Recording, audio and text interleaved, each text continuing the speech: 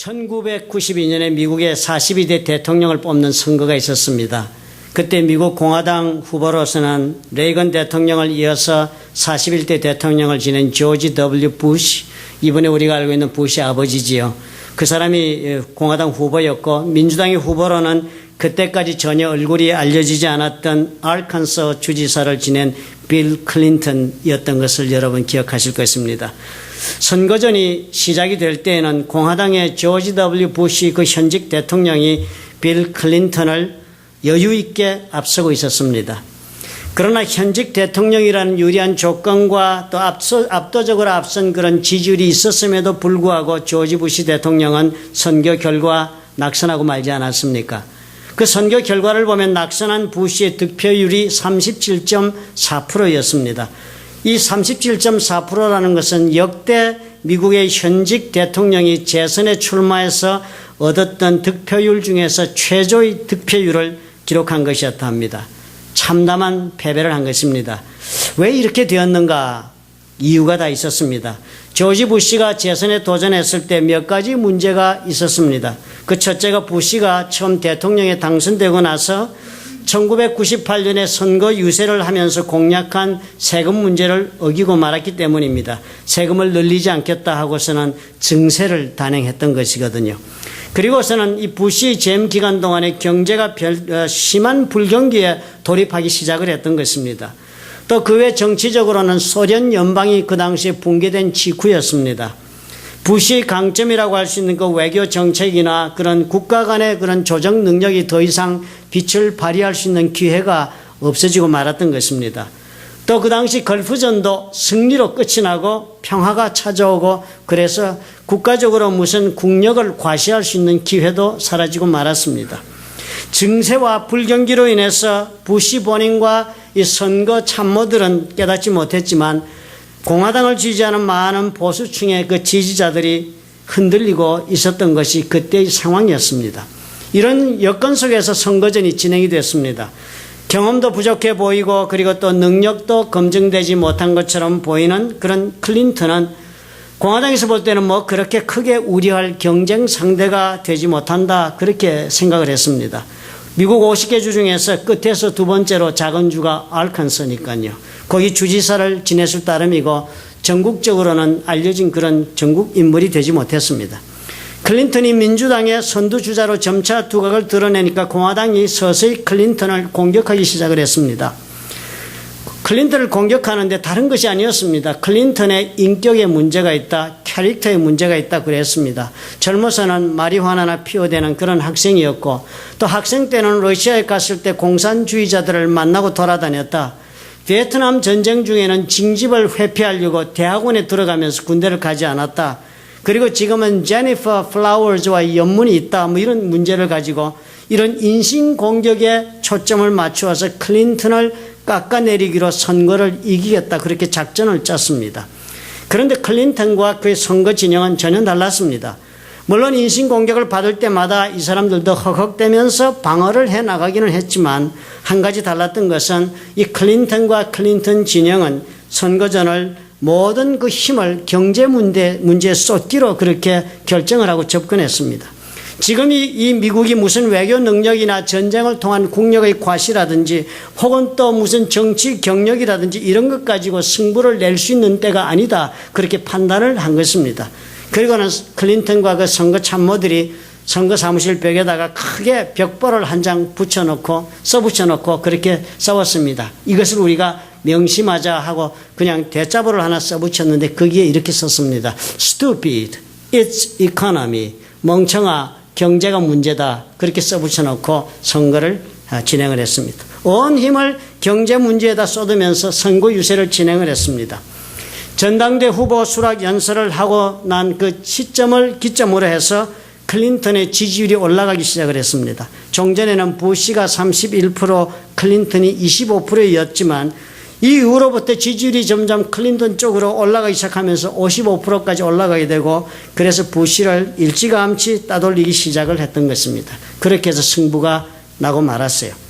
조지 부시는 그 당시에 널리 알려진 대로 대단히 출중한 능력을 가진 그런 대통령으로 인정을 받고 있었습니다. 엘리트였고 또 CIA 출신으로 레이건 대통령 밑에서 2번이나 성공적으로 부통령의 직무를 수행했다고 인정받았고, 그리고 또 대통령 되었을 때도 좋은 일이, 부시 편으로 좋은 일이 많이 일어났었습니다. 전쟁도 승리로 끝을 냈고요.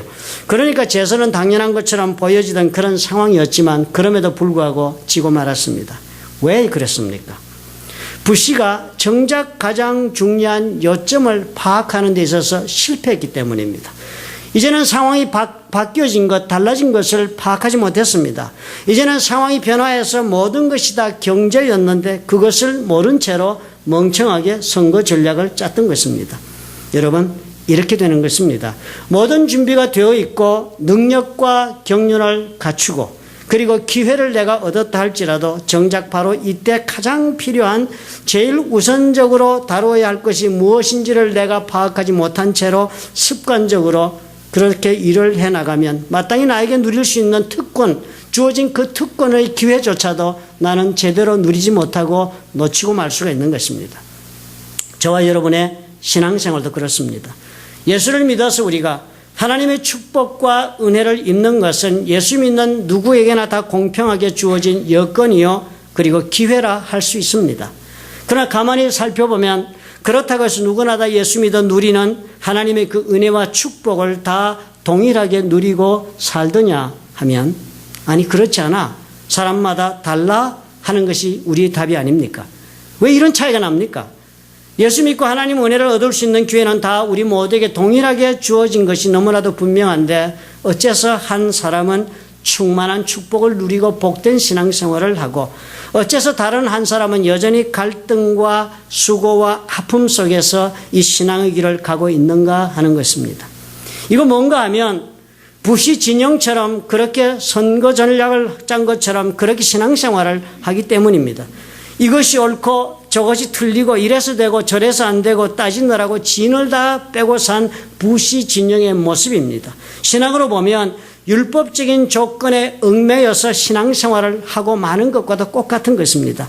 해야 할 것, 하지 말아야 할 것, 그래서 죄 지은 것, 잘못된 것, 이런 것을 판별하고 따지고 매달리고 사는 것, 이것을 우리는 율법주의라 부르지 않습니까? 하나님의 이 법에 매여서 씨름하는 수준으로 밖에 살지 못하는 것, 그것이 부시 진영의 선거전과도 똑같은 모습의 신앙생활이 되는 것입니다. 그런데 또 다른 한 사람은 예수를 믿은 것이 무엇인지 그리고 믿고 난 다음은 무엇이 정작 중요한지를 정확하게 파악하고 신앙생활을 하는 것입니다. 물론 율법이 중요한 것을 압니다. 그러나 이것은 단지 그런 사람들이 신앙의 기초가 될 뿐입니다. 그리고서는 예수를 믿고 난 후에는 그런 모든 것을 뛰어넘어서 나에게는 정작 추구해야 할 것이 있다. 나에게는 신앙생활을 하면서 표방해야 할 것이 있다. 그것은 다른 것이 아니다. Stupid, it's relationship. 멍청아, 문제는 관계야 하는 것을 깨달은 신앙인이라고 할 수 있는 것입니다. 다시 말해서 우리가 예수 믿은 후에 우리가 정작 매일매일 온 힘을 다해서 추구해야 할 것은 바로 제대로 된 관계를 설정하는 데 있다 하는 것을 깨닫고 사는 것입니다. 지금 나는 하나님과 어떤 관계 속에 있는가 생각해 볼 줄 아는 사람이 되는 것입니다. 지금 나의 관계는 어떤 상태가 되어 있는가, 그리고 나는 지금 나와 하나님의 관계를 앞으로 어떻게 발전시켜 나가고 싶어 하고 있는가, 이런 질문이 우리에게 너무나도 중요하다는 것입니다. 이런 질문 속에서 자신을 점검할 줄 아는 사람이 달라지는 것이에요. 이런 질문 속에서 자신의 행동을 결정하고 그날 하루하루를 살아나가는 사람이 신앙생활에서 승리합니다. 또 그리고 하나님께서 예수 믿는 자에게 주시는 특별한 은혜를 누리고 축복을 자기 것을 하면서 살아갈 줄 아는 사람이 되는 것입니다. 빌리 그레엄 목사님도 동일한 말씀하셨어요. God is more interested in your future and your relationships than you are. 그랬습니다. 하나님은 지금 당신이 어떤 사람인가 하는 것보다는 당신의 미래, 당신의 관계에 더 많은 관심을 가지고 계신다고 그랬습니다. 물론 하나님 우리가 의인이 되기를 원하시니까 예수 믿으면 의인 만들어 주십니다. 그러나 하나님이 정작 저와 여러분을 향하여 가지고 계신 지극한 관심은 지금 내가 얼마만큼 의인이 되어서 구원을 받았는가 하는 그 문제보다 더욱더 우리 하나님은 앞으로 우리가 하나님과 어떤 관계를 맺어서 우리의 미래를 어떻게 만들어가고 있는가에 하나님이 지극한 관심을 가지고 계신다는 것입니다. 오늘은 말씀을 통해서요. 그렇다면 우리가 신앙생활을 하면서 누림이 있고 또 신앙을 얻었기 때문에 내 영혼에 평강이 있고 또 신앙을 얻었기 때문에 예수 그리스도의 그 부활의 능력으로 우리가 실전적인 삶에서도 매일매일 승리해가는 그런 신앙생활을 우리가 이루기를 정말 원한다면 그렇다면 왜 이 관계가 문제가 될까? 왜 관계를 제일 중요하게 생각해야 할까? 또 그렇다면 그렇게 관계가 중요하다면 지금 나의 상태에서 어떻게 이 관계를 제대로 발전시켜 나갈 수 있을까? 이 생각을 먼저 해보는 것이 현명하겠습니다. 먼저 이 관계의 중요성을 이해하려면요. 바울이 본문에서 자주 말씀하고 있는 하나님께로서 난 의라 하는 것이 과연 무슨 말씀인가 부터 우리가 생각을 해보아야 합니다. 간단히 말해서 하나님의 의란 무엇이냐 하는 것을 알아야 합니다. 바울이 그 말씀을 너무나 자주 들고 나오기 때문입니다. 오늘도 보면 빌립보서 3장 9절에서 바울이 그렇게 기록하고 있어요. 내가 가진 의는 율법에서 난 것이 아니다. 바울이 설명하기를 나에게 지금 의가 있다고 그랬습니다. 예수 믿어서 이 사람이 의인 되었다는 것을 이렇게 설명 안 해요. 내가 가진 의다. 저와 여러분 예수 믿어 가지고 있는 의가 있는 것입니다. 바울이 그 말씀을 해요. 내가 가진 의는 율법에서 난 것이 아니다. 오직 그리스도를 믿음으로 말미암은 것이니 곧 믿음으로 하나님께로서 난 의다 그랬습니다. 내가 가진 의는 하나님의 의를 내가 믿음을 통해서 얻었기 때문에 내가 그 의를 가지게 되었는데 그래서 그 의 가진 것 때문에 나는 그리스도 안에서 발견될 수 있다 그랬습니다. 그것 때문에 내가 쉬운 말로 하면 예수 믿는 사람이라고 그렇게 말할 수 있게 되었다는 것입니다. 그러니까 내가 하나님의 의를 얻었기 때문에 내가 그리스도를 믿는 사람이 되고 예수 믿는 사람이 되어서 능력 있게 오늘 이렇게 하나님이 일하고 여러분 앞에 살아갈 수 있게 된 것이다 하고 들고 나올 때 그때 이유를 무엇으로 삼습니까? 내가 가지고 있는 의가 있는데 그 의가 하나님께서 주신 하나님의 의고 그것 때문에 내가 이렇게 산다는 것입니다. 그러니까 이 하나님의 의가 무엇인가를 우리가 발견을 해야 되겠습니다. 이 의라는 단어는 여러분 성경 보면 자주 등장하지요. 구약에도 얼마나 자주 나옵니까? 의로우신 하나님께서 이스라엘을 구원하셨다는 게 얼마나 자주 나옵니까? 또 그뿐만 아니라 신약에서 수도 없이 나오는 단어입니다. 우리도 일상생활에서도 자주 사용하는 단어가 됩니다. 즉 이 의라는 단어, 이 의롭다 할 때 이 의라는 단어는 제일 먼저 뜻하는 바가 저와 여러분이 알고 있는 것과 동일합니다. 옳은 것을 뜻합니다. 옳은 것. 윤리적인 기준에 비추어 봐서 옳은 것, 그것이 의입니다. 잘못되지 않고 바른 것, 그것을 의라고 그럽니다. 또 잘못되지 않고 바른 행위를 하는 사람은 우리는 그래서 뭐라 부릅니까? 의인이라고 부르지요. 그렇게 부를 때 이 의라는 의미를 우리는 잘 일상생활에서 알고 사용합니다. 우리가 죄를 지어서 죄인이 된 것, 그것 때문에 우리는 어렵지 못하다. 우리는 그렇게 이해합니다. 우리가 태어날 때부터 우리는 죄인으로 태어났기 때문에 우리는 의로운 존재로 태어나지 못한 죄인들이다. 그렇게 우리 자신을 또 이해하지 않습니까? 그런데 그런 우리가 예수를 믿어서 어떤 일이 일어났다고 우리는 배웠습니까? 예수를 믿는다 하는 표현이 무슨 뜻이었습니까? 예수를 믿는다 하는 것은 예수께서 십자가 위에서 나의 죄값을 다 갚아주시기 위해서 나를 위해 대신 죽으셨다는 것을 내가 믿는다 하는 것이 예수 믿는다 하는 말의 함축적인 내용이 아닙니까? 그래서 예수를 그렇게 믿고 나니까 어떻게 된다고 합니까? 나는 비록 죄를 지어 죄인이 되었지만 내가 그렇게 예수를 믿으니까 예수께서 나의 죄값을 대신 다 갚아주신 덕분에 나는 이제는 어떻게 해요? 내가 지은 모든 죄에서 용서함을 입었다 하는 것 아닙니까? 그래서 어떻게 됐습니까? 나는 하나님 앞에서 이제는 예수 믿은 덕분에 더 이상 죄가 없는 사람, 의인이 되었다 하는 것이 우리의 믿음입니다. 그렇죠? 그런데요, 우리의 그런 믿음과는 또 다르게 구약에 보면 하나님의 의라 하는 단어는 단순히 이렇게 옳고 그런 것, 죄에서 용서받아서 의인이 된 것, 이런 것을 넘어서는 또 다른 의미가 들어있는 것을 발견할 수 있습니다. 구약에 보면은 구약에서 하나님은 단순히 선악간에 옳은 것을 판단하시는 그런 분이 되실 뿐만 아니라 하나님께서는 하나님이 세우신 그 언약, 그 약속을 신실하게 지키시는 분이다 하는 의미로 사용되어서 하나님이 자기가 하신 언약을 신실하게 지키시는 분인 까닭에 우리 하나님은 의로우신 하나님이다 이렇게 설명을 하지 않습니까? 그러니까 여호와 하나님은 어떤 분이에요? 단지 율법의 하나님이 되실 뿐만 아니라 우리 하나님은 자신이 세우신 언약에 충실하고 신실하신 분. 그래서 우리 하나님은 어렵다. 이렇게 성경은 우리에게 설명을 해줍니다. 하나님은 이스라엘과 세우신 언약 때문에 그 약속 맺은 그 관계 때문에 이스라엘을 구원하시는 분이셨다는 것입니다. 이스라엘이 뭐 잘한 것이 있어서 혹은 이스라엘이 구원받을 무슨 자격이 있어서 아니면 이스라엘이 하나님이 제시한 조건을 충족시켜서 그래서 이스라엘을 구원하시고 축복하시고 복의 근원이 되도록 하신 것이 아니었습니다.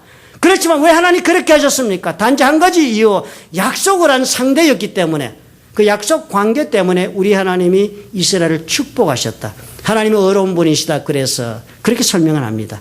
그러니까 의로우신 하나님, 그 의는 또 다른 이런 의미가 있는 것입니다. 이 의라는 것은 도덕적인 옳고 그름이나 율법적인 옳고 그름에 따라 결정되는 것이 아니라 약속에 따른 그 관계 가운데서 결정되는 것을 뜻합니다. 의는 그러므로 무엇을 뜻해요? 신실하신 하나님과의 관계 속에 있는 것을 뜻합니다.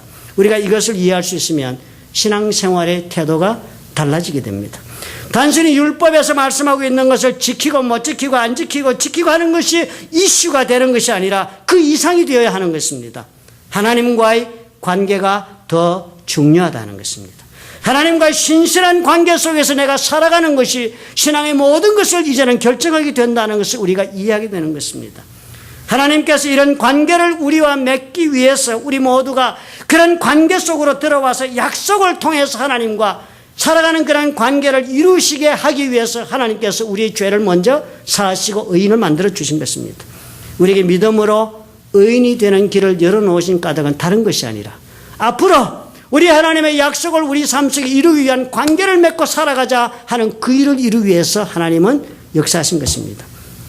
지난주 설교 말씀에 우리 살펴보았죠. 우리가 예수를 믿어 소실점을 다른 것에 찍는 순간 우리는 어떻게 믿음으로 의인이 된 것입니다. 그래서 새로운 인생의 그림을 그려나갈 수 있는 기회가 이제 시작이 되는 것입니다. 그런데 그 새로운 그림, 이제는 어떻게 그려나가야 하겠습니까? 하나님과의 새로운 관계를 설정하고 그 관계를 발전적으로 그렇게 나가는 그 그림으로 우리가 그려야 하는 것입니다. 그림 그릴 때 그러잖아요. 소실점에 비추어서 다음 그림과의 관계를 결정해야 차례대로 크고 작게 줄을 지어 그려나갈 수 있다 했습니다. 그렇다면 이제 예수를 믿는 우리 모두는 그 소실점을 찍은 순간 믿어서 예수 믿어 의인이 된 그 순간부터 어떻게 살아나가야겠습니까? 관계의 시작을 해야지요. 우리의 모든 행동들을 소실점 되시는 예수님과 함께 관계 속에서 매일매일 하나씩 차례대로 결정을 해나가는 삶을 시작하는 것입니다. 그렇다면 이제 예수를 믿는 우리 모두의 삶이 결정됩니다. 하나님 앞에 죄 지으면 안 돼. 용서할 수 있어. 그래서 없어라든지 선행을 행해서 점수를 따야 해. 그래서 천국 가서 상금 많이 받아야 해. 그래서 나는 오늘 얼마만큼 했어. 이런 태도, 이런 수준의 신앙생활에 머무르면 안 되는 것입니다. 이러면 여전히 어떻게 스펙을 붙잡은 것입니다. 이것도 아직도 우리가 소실점에 그냥 머물러 있는 상태 이상이 못 되는 것입니다. 예수 믿어서 우리가 세상의 스펙은 버렸는지 몰라도 예수를 믿었음에도 불구하고 우리는 또 다른 종류의 신앙으로서의 스펙을 찾고 있네요. 자기의 의의 스펙이요, 자만의 스펙을 우리가 신앙생활하면서 첨가해 가져가고 노력하고 있는 것 아닙니까? 관점이 정확하게 재조정되어야 합니다. 이제는 그런 모든 단계를 초월해서 오늘 나는 과연 하나님과 얼마나 가깝고도 친밀한 관계를 제대로 유지하고 있는가, 이것이 저와 여러분의 신앙의 이슈가 되어야 합니다. 관계를 제대로 지어나가는 일을 시작을 해야 합니다. 관계라는 것은 기계적으로 판단되는 것이 아니잖아요. 관계는 인격적으로 맺어질 때 이루어지는 것이 관계입니다. 관계에는 그런 까닭에 인격적으로 맺어야 관계가 되기 때문에 지성적인 면과 감정적인 면과 의지적인 면이 포함되는 것입니다. 하나님께서 옳다 하시는 것, 지성적인 문제입니다. 하나님께서 옳다 하시는 것, 지성적인 면에서 나도 옳다 하고 같이 생각해 줘야만 관계가 지성적으로 맺어집니다. 그리고 또 그 이상으로 하나님께서 기뻐하시는 것, 감정적인 것입니다. 하나님께서 기뻐하시는 것, 나도 기뻐하겠다 하고 관계를 맺을 수 있을 때 그 사람이 하나님과 감정적으로도 관계 맺는 것입니다. 그리고 그 이상으로 하나님께서 나에게 원하시는 것, 하나님께서 뜻하고 있는 것, 하나님께서 의지하고 계신 것, 의지적인 면에서 하나님이 원하시는 하나님의 뜻에 나도 순종해서 그 뜻에 동참해 보겠다 해야만 하나님과 어떻게 해요? 의지적 관계를 이룰 수 있게 되는 것입니다. 이것을 생각하며 살아가야 한다. 이것을 위해서 오늘을 살아가는 사람이 하나님과의 관계를 중요하게 생각하며 이루어 나가는 사람이 되는 것입니다. 하나님 앞에서 신앙의 의무만을 생각하는 사람은 율법의 한계를 넘어서지 못할 것입니다. 자신의 의무를 감당한 것으로 대만족하고 살 것입니다. 이런 사람은 자신의 책임을 다했다는 자부심은 누릴 수 있을지는 몰라도 하나님과 함께 살아가는 기쁨의 그 삶, 행복의 삶의 맛을 맛보지 못하고 맙니다. 하나님께서 생각지도 않는 은혜를 갑절로 부어주시는 것은 경험해 보지도 못하고 맙니다. 언제나 생각하지 않았던 더 좋은 것으로 채워주시는 우리 하나님, 기대를 넘어서서 역사하시는 하나님의 그런 은혜의 능력 가운데 자신감 있게 인생을 살아가는 신앙인의 그런 모습도 한 번도 누려보지 못합니다. 신앙의 의무로 사는 사람은 주의해야 합니다. 돌아온 탕자의 비유에서처럼 죽었다 살아온 동생을 만 그 아버지 얼마나 기뻐하고 온 가정이 잔치를 벌렸습니까?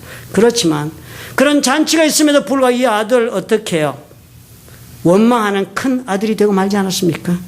우리가 의무로 살면 우리도 그 하나님이 우리에게 주신 그 삶을 기쁨 가운데 잔치하며 살기보다는 원망과 불평으로 신앙을 계속할 수 있습니다. 하나님과 함께 세상을 공유함을 누리는 그 즐거움을 우리가 누릴 수 있으려면 관계가 제대로 맺어지지 않은 것입니다. 이제까지는 보지 못했던 놀라운 일을 보게 됩니다.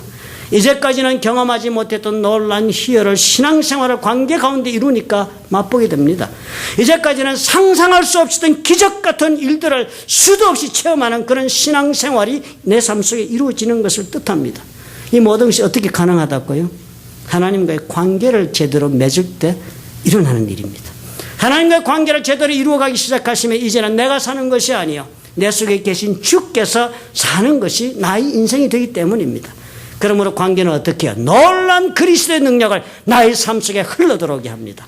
오늘 나의 기도의 능력이 어디서 오겠습니까? 생각할 것이 없지요. 하나님과의 나의 관계가 제대로 되어 있으면 나의 기도는 능력 가운데 응답이 오는 것입니다. 오늘 어디서 치유의 역사가 일어납니까? 오늘 어디에서 내 삶의 문제에 회복이 일어나고 내 삶의 문제 가운데서도 내가 성공하는 그런 능력을 입겠습니까? 나와 하나님의 관계 속에서 하나님의 능력을 내가 입을 때 일어나는 것이지요. 그러므로 예수 믿어서 의인이 된 것만으로 족하지 않습니다. 오늘 내가 하나님과 지금 어떤 관계를 추구하고 있는가, 이것이 너무 중요합니다. 어떤 관계로 지금 내가 발전시켜 나가고자 하는가에 따라서 나의 내일의 삶, 앞으로의 삶의 질이 결정되어 가고 있다는 것을 여러분 기억하십시다. 두 번째로, 바울은 이런 관계를 어떻게 추구해 나가는지 자신이 관계 추구의 비결을 제시합니다. 비결이 있습니다. 추구가 그냥 되는 것이 아니니까요. 빌립보 3장 8절에 그 비결이 보입니다. 또한 모든 것을 해로 여기면 내 주 그리스도 예수를 아는 지식이 가장 고상함을 인합니다. 내 주 예수 그리스도를 아는 지식이 최고로 좋다 하는 것입니다. 빌립보 3장 10절에는 또 이렇게 말씀을 합니다. 내가 그리스도와 그 부활의 권능과 그 고난에 참여함을 알려하여 그랬습니다. 말씀을 영어로 번역하면 이렇게 적었어요. I want to know Christ. 나는 그리스도를 알고 싶다. And I want to know the power of resurrection. 나는 부활의 능력도 알고 싶다. 바울이 지금 그 얘기합니다. 예수를 알고 싶다는 거예요. 예수님이 어떻게 부활했으며 그 부활의 능력이 도대체 무엇인지 나도 그 능력 맛 좀 보고 싶다. 알고 싶다는 것입니다. 이 말 알고 싶다는 사람이 바울이 히브리 사람이잖아요. 히브리 사람들은 이 히브리어로 안다라는 단어는 단순한 지식적인 대상, 머리로 아는 것을 뜻하지 않습니다. 히브리 사람들 안다 그러면 실제로 경험해본 관계를 통해서 안다. 경험을 통한 그 관계 체험 속에서 내가 알았다 할 때만 안다라는 단어를 씁니다. 그러니까 이런 의미에서 안다라는 단어가 사용되기 때문에 아는 일이 시작되려면 어떻게 해요? 관계가 시작이 되어야 합니다. 체험하려면 관계를 맺어야 하니까. 교육학자인 제럴드 코레라는 사람이 쓴 책에 I never knew I had a choice라는 책이 있습니다. 나에게 선택의 여지가 있었다는 것을 나는 몰랐네. 알았더라면 더 잘했을 것이다. 그러면서 사랑에 대해 가르치면서 이렇게 말한 구절이 있습니다. 사랑은 내가 사랑하는 사람을 알게 되는 것을 의미한다. 이거는 get to know. 하나씩 둘씩 배워가면서 알게 되는 것을 뜻합니다. 결국 뭐예요? 의미 있는 이런 관계를 위해서 상대를 알아가는 그 과정이 어떻게 해요? 관계를 맺는 시작을 통해서 일어난다 하는 것입니다. 예수께서 바리새인들이 대답하실 때 뭐라 그랬습니까? 모세를 통하여 주신 그 많은 하나님의 율법이 복잡한 것 같아도 정리하면 두 가지다. 첫 번째는 하나님 사랑, 둘째는 이웃 사랑이다 그랬습니다. 하나님을 알고 이 말씀을 실천하는 것도 방법론적인 면에서는 하나님을 알고 예수님을 알아가는 과정 속에서 이루어질 수 있다 하는 것입니다. 하나님 알고 예수님 알아서 하나님 사랑하고 그리고 또 예수님을 사랑하는 그런 나의 삶 속에서 일어날 수 있는 것은 관계를 제대로 맺고 하나님과 예수님을 경험할 때 일어난다는 것입니다. 함께 살아봐야 알게 되는 것이에요. 지식으로 아는 것이 아니라 경험적으로 아는 것이니까요. 그러므로 예수 그리스도를 알기를 원하신다면 예수님은 지금 세상을 어떻게 보고 계실까 우리도 알아야 하겠네요. 예수 그리스도를 과연 우리가 알기를 원한다면 예수님은 지금 사람들을 어떤 마음으로 대하고 계신지도 우리가 알아야겠습니다. 예수님은 소외된 자나 불쌍한 자나 병든 자나 죄지은 자도 어떻게 대하시는지도 우리가 알아야 되겠네요. 그리고 예수님은 앞으로 어떻게 무슨 일을 하고 싶어 하시는지 그 마음도 우리가 알아야만 예수 그리스도를 알게 되겠네요. 예수님 이 땅에 오셔서 어떻게 살고 가셨습니까? 율법의 판단 속에 고통당하는 영혼들을 위해서 최선을 다하셨습니다. 7번씩 70번이라도 용서하라고 권면하면서 새로운 회복의 기회를 주려고 온 힘을 기울였습니다. 치유하시는 일에 삶의 전부를 쓰셨습니다. 만나는 사람들마다 예수님은 고쳐지지 않고는 견딜 수 없는 그런 연민의 마음을 가지셨습니다. 다시 정상적으로 살아서 하나님을 기쁘시게 하라고 당부하면서 수많은 죄인들을 용서해 주었습니다. 자비와 긍휼에 애끓는 마음으로 세상 사람들을 바라보시는 까닭에 그냥 볼 수가 없었습니다. 무리를 보시고 민망히 여기셨다. 사람들을 볼 때마다 저희가 목자가 없어서 저렇게 고생하면서 지금 살아가는구나. 예수님 가슴 아파하셨대요.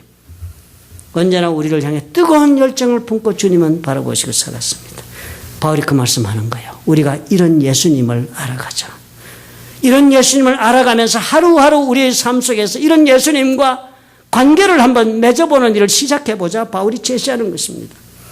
관계가 이렇게 할 때 시작되고 그리고 발전되는 것이 아닙니까? 하나님의 역사는 살아계신 하나님의 그 역사가 오늘 이 시간에 실시간대로 우리 삶 속에 나타나기 위해서는 바로 이런 관계를 우리가 맺을 때 일어난다 하는 것입니다. 오늘 그럼 우리 모두 마음을 새롭게 하십시다. 예수를 믿었으면 우리에게 약속하신 분복, 신실한 하나님께서 저와 여러분이 허락하시는 은혜, 그리고 또 우리 손에 쥐어주신 기업을 통한 축복, 우리가 마땅히 누려야지요. 주신 것인데요. 세상의 것으로 우리가 좌지우지 되지 않아야 할 것입니다. 우리는 하나님의 것으로 세상이 감당하지 못하는 성도의 삶을 살아야지요. 그럴 수가 있습니다. 바울처럼 하면 될 것입니다. 율법을 뛰어넘으셔야 해요. 하나님과의 신실한 관계, 친밀한 관계가 나의 목표가 되어야 합니다. 지성적으로 하나님과 관계를 맺고자 노력해야 해요. 하나님이 옳다 하시는 것도 나도 옳다 하는 마음을 품고 관계를 맺겠다 결심하셔야 해요. 감정적으로 관계를 맺으셔야 해요. 하나님이 기뻐하시는 것을 나도 즐겁게 감당하는 관계를 맺겠다 할 때 관계가 맺어집니다. 의지적으로도 그래야지요. 하나님의 뜻을 헤아려야죠. 그 뜻에 나를 쳐서 순종시키고 살겠다 하는 그런 관계를 내가 맺어보겠다. 이런 관계를 이루겠다 하시면 하나님께서 은혜 주시는 대로 내가 하나님 알아가면서 내가 하나님을 알아가는 분량만큼 예수님을 알아가는 분량만큼 체험을 내 이 관계 속에서 나가 경험하며 살아보고 싶다. 우리가 그렇게 결심하면 되는 것입니다. 주께서 우리에게 새로운 소실점을 근거로 해서 출발하게 하셨어요. 그리고서 그 단계별로 관계를 이루어가는 우리의 하나님과의 그 새로운 관계 속에서 우리 하나님은 이룬 만큼 관계를 이룬 만큼 우리 하나님은 하나씩 우리가 생각하지 못했던 놀라운 하나님의 역사를 저와 여러분의 삶 속에 증거로 펼쳐보여 주실 것입니다. 믿으시면 아멘 하십시다. 믿으시는 줄 압니다.